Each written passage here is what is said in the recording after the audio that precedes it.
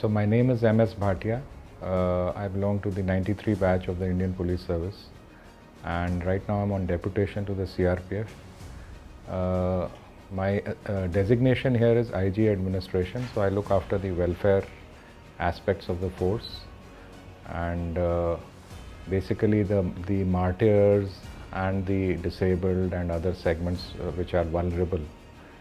So they need the maximum care and attention. So these are the segments that I specifically look into. You know, for the general public, here is what needs to be told and needs to be appreciated, that the Central Armed Police Forces and specifically the CRPF is tasked with maintaining the internal security of the country. So whenever there's a situation wherein the internal security is affected, the CRPF comes into the picture. We were formed in 1939 during the British era as the Crown's representative police.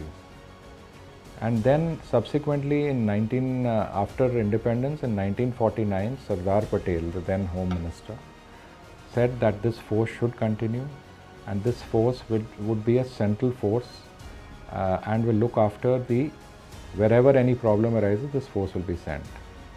So now, since we've been specifically tasked with protecting the internal security of the country, we are deployed in areas wherever there is insurgency, wherever there is some kind of terrorism or violence.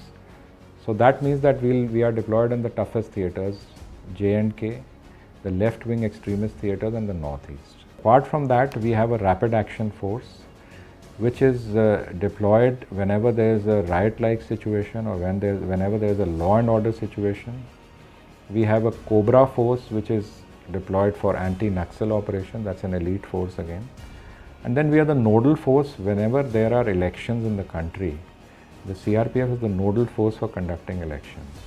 As you know, the CRPF is engaged in the most strife-torn theatres of the country, which includes Jammu and Kashmir, the left-wing extremist areas including Chhattisgarh, Jharkhand and the entire Maoist belt, and the northeast. So because these are high voltage and high action areas, we are in the thick of operations. So obviously many of our men make the supreme sacrifice. Now it is imperative that we look after their families once the sole breadwinner of the family is gone. And we have to financially secure them, we have to secure them emotionally also, we have to do some hand-holding also and mentoring also. So to look after all these very delicate issues, we have formed a special cell in the headquarters which caters to all the martyrs and their families, whom we call the next of kin or the NOKs. So we keep talking to them and we keep providing them financial assistance as from our own welfare funds. We look after their children. We try to give them compassionate appointments. And we also try to, we have a tie-up with the various other NGOs also, who also pitch in with financial support. And we also try to equip them to be self-sustained in life so that they do not need to depend on anyone. So these are the few things that we do. So a lot of financial assistance and a lot of moral support and hand-holding also. What happened in the Pulwama incident was probably the worst one incident, if I can recall, wherein we lost around 40 of our brave Jawans in one incident. So all the systems that were put into place after Pulwama, what I'm talking about, the special cell for the martyrs, and so there we found that many of these ladies who were widowed because of that incident, the kind of solidarity and the kind of bravery they showed and the kind of composure they showed, that was exemplary. And they were called here several times, I remember, to the headquarters and other places.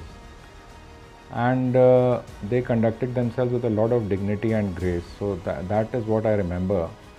Normally if you lose a breadwinner in the family, you you cannot sort of control your emotions. But in this case, I found, and especially in this force, because this force has always borne the brunt, and it has, so we have the highest number of sacrifices if you talk pan India amongst all forces.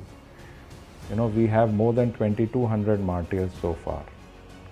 And similarly, if you talk of bravery, we have around more than 2000 gallantry awards. So that shows you the character of the force, and that character is reflected in the way the families also conduct themselves. So that is something which I vividly remember. There's one initiative called the Bharat Ke Veer.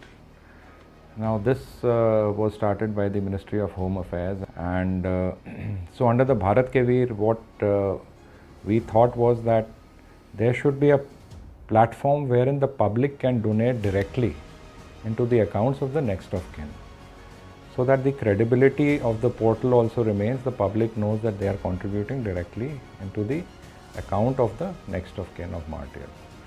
So this initiative was launched in 2017, and it has been working well.